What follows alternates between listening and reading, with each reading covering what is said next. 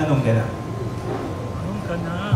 Hello guys! Okay, you said earlier na ibang level na yung chemistry nyo, right? You said earlier na ibang level na yung chemistry nyo. Yes. So ano yung mga naging ano nyo, mga bagay-bagay na similarities nyo na nag-check kayo? Ano yung mga bagay-bagay na yun? Siguro yung magkamukha tayo, no? Hindi. Sobrang dami po namin similarities na bago-bago lang po namin na-discover. Kasi ngayon, talagang dahil lang sa Seducing Drake Palma, kaya kami naging close. Isa na siguro dun yung yung kulitan namin dalawa. Talagang kahit ano pang kulitan niya, nagkakasundo kami lagi. Yan, pero ikaw ba? Sa mga likes, mga gusto mga bagay-bagay, yung mga ganun ba? Pagkain, movies, music, yung mga ganun ba? Mga similarities. Wala po eh. Similarities. Similarities sa likes namin. Magkaiba po yung taste namin. Kunyari na lang po sa music. Magkaiba po. Geng yung music ko. Anong music? Anong music niya? Geng. Samantalang sa kanlame. Pero pinapakinggan na ni Jella yung mga kasi wala siyang choice pag sa taping. Yun yung maririnig. Nakakatawa naman po siya. Pero opposite sa track naman daw, di ba? Okay. Opposite sa track. Importante. Totoo ba opposite sa track? Totoo naman. Totoo naman. Cute. And my last question sa early success nyo sa showbiz, ano yung mga bagay na natutunan nyo so far? Hanggang ngayon po, tinatak ko talaga ito sa ulo ko na bawal lumaki yung ulo mo. Dapat lahat ng tingin mo sa tao, pantay-pantay kayo. Totoo lang. Dapat, yun po talaga yung pinaka natutunan mo. Tsaka yung wag na wag kang malilate. Kasi importante yung oras ng bawat isa. Yun po talaga. Ako same din po. Yun din po yung lagi pong remind sa akin ng family ko na wag po lalaki yung ulo ko and I should always remember to look back. Parang bamboo po. Yung kahit ano ba?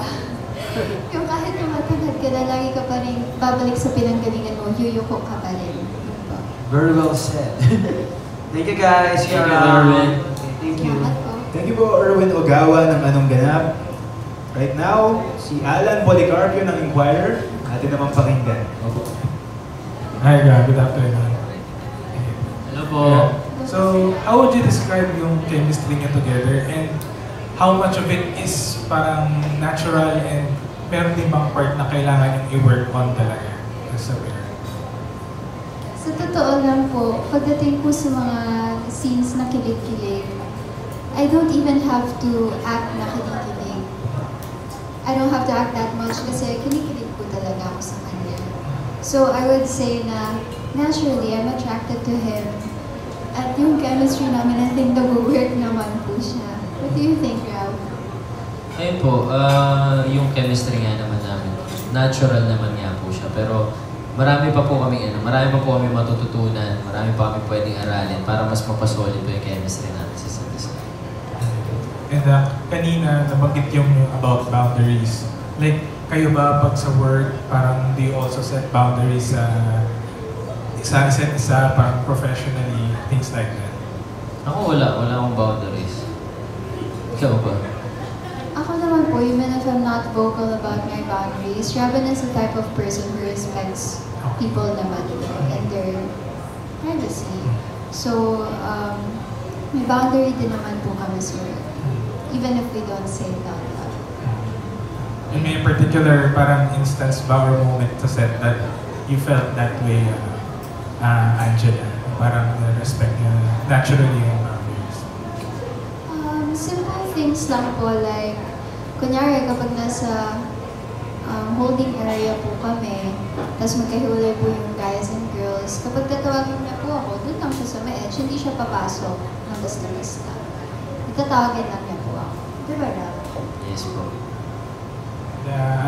Lastly, anong reaction niyo when you first saw the script for the Sa movie? For the movie and the finale episode ng Drake Palma? For the finale episode of Seducing Drake Palma, medyo nalungkot ako sa ending. Yun yung kasi Sa mga hindi pa nakakapanood po, spoiler alert. Pero, aalis na po si Alice, kaya nakakalungkot lang po na magiging LDR sila. Pero, ayun po, sa movie naman po, ang first reaction ko po is, wow, this is a really big film and kailangan po namin galingan. Ako naman, sa Seducing Drake Palma, doon sa last episode mo talaga, gaya na sabi ko kanina, favorite scene ko yun. Pero, nung nabasa ko yung script, doon sa last part talaga, sobrang kinakabahan ako kasi sabi ni Direk, oh, pag-usapan nyo yan. Kayo na yan. Pag-usapan nyo kung paano nyo gagawin yung kissing scene na ganyan. So, sobra po ako kinakabahan kung paano ko siya kakausapin kasi ayoko naman mabastos siya, ganyan. Hindi namin alam kung paano pag-uusapan yung kissing scene. Ayan. Tapos yung sa movie naman, doon nabasa ko po yung script. Parang, hindi ako makapaniwala na sa amin po napunta yung movie na yun. Kasi, parang ang tagal ko na pong pinagpe-pray na bigyan ako ng ganong klaseng project. Gusto ko po talagang, basta, gusto ko man po sabihin sa inyo, pero sobrang solid po kasi ng project para sa amin. Kasi sobrang laki niya talaga para sa amin. Yan po. Salamat and good luck. Thank you Thank po. you po. Alan Policarpio ng Inquirer, maraming salamat po. Up next, we have Alan Sangon ng Stars Photo. He is over there. Hello, congratulations to both Salamat po. of you. Yung unang tanong ko, dahil ang title is nung katatapos yung teleseries, yung Seducing Drake Palma, kayo personally, paano yung paraan para ma-seduce yung bawat isa? Anong paraan para ma-seduce si Robin? Anong paraan para ma-seduce si Angela in real life?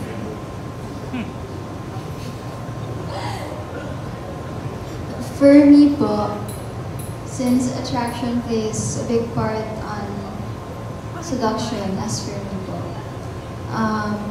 I think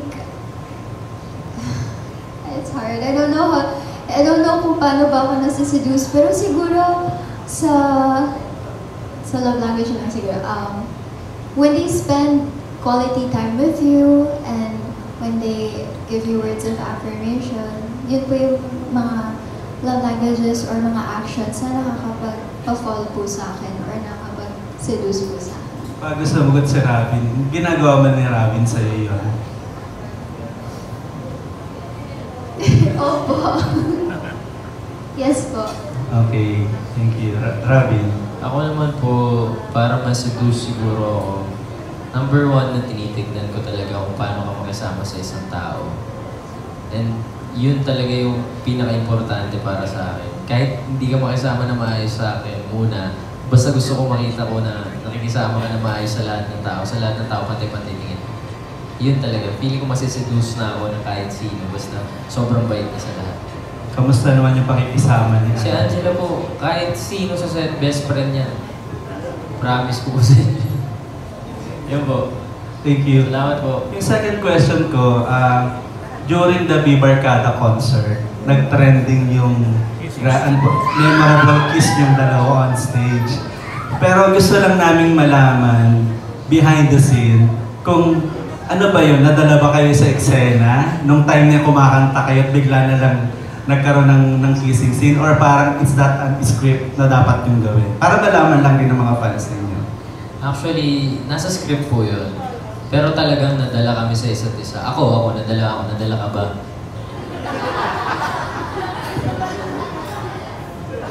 Yes po. Yun po. Follow up ko lang kay Angela. Angela kasi parang ang nangyari dun sa eksena, parang ikaw yung biglang nag-smack kay Robin.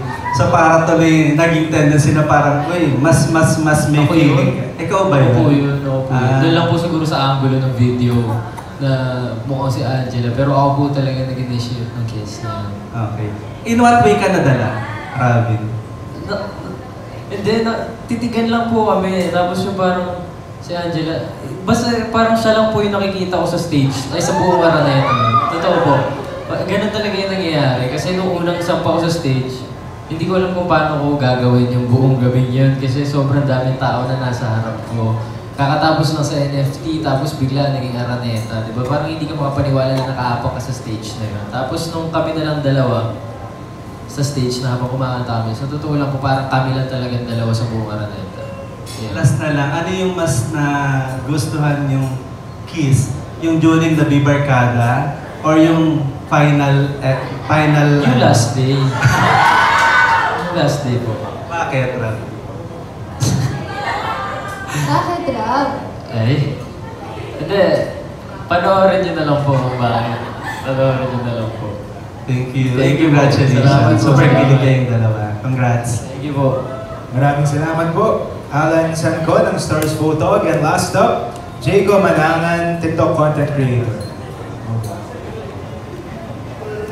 He is